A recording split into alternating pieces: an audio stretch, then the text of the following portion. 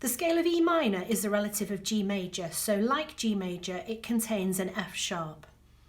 Because I'm going to do the harmonic form, I'm also going to raise the 7th note of this scale, which is the note just behind E, so I'm also going to add a D sharp to this scale.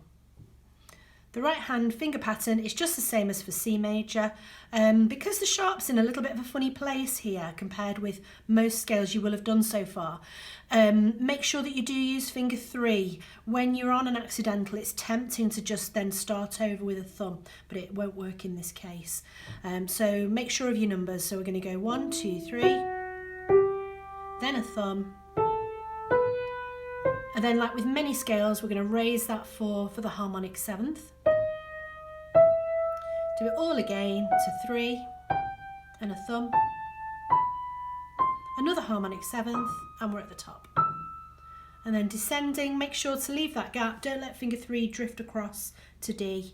So we've got D sharp and then C. 3 on the naturals. Some people do try and fish around because they know a sharp's coming up, but let 3 have G first, and then it's number 2 that's got your sharp. 4 on the raised 7th, maintaining that gap. Again, 3 on G, 2 on the sharp. Here it is for the left hand. So all the fingers with an F sharp. Is a little bit awkward, just make sure your fingers are on the keys enough. If you're really at the edge of the keys, your finger 4 is going to find that sharp hard to get.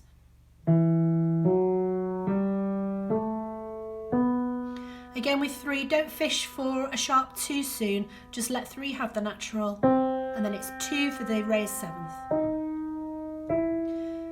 The F sharp is straight away after the keynote with 4. And the raised 7th again with 2. And then counting numbers downwards, go to 3, maintaining that gap, so don't let 3 drift onto D, then a thumb,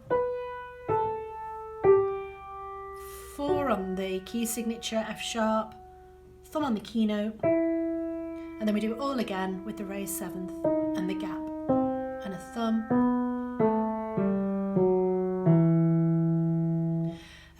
Like many of the scales, when you're descending with this scale, it's quite easy to miss the last thumb and to let too many fingers go before you do your thumb. So just make sure that once you've done your 3 and your 4, that you're very alert and just go to 3. Don't let finger 4 have B. Make sure your thumb gets it. If you get to the end of the scale and you find that your finger 4 is on E, that's probably what's happened. You've probably just done an extra 4 there, and then it's sort of giving you a spare finger that you wouldn't have expected. So just keep an eye on that. Here's the scale for hands together. It's the same finger pattern as C major.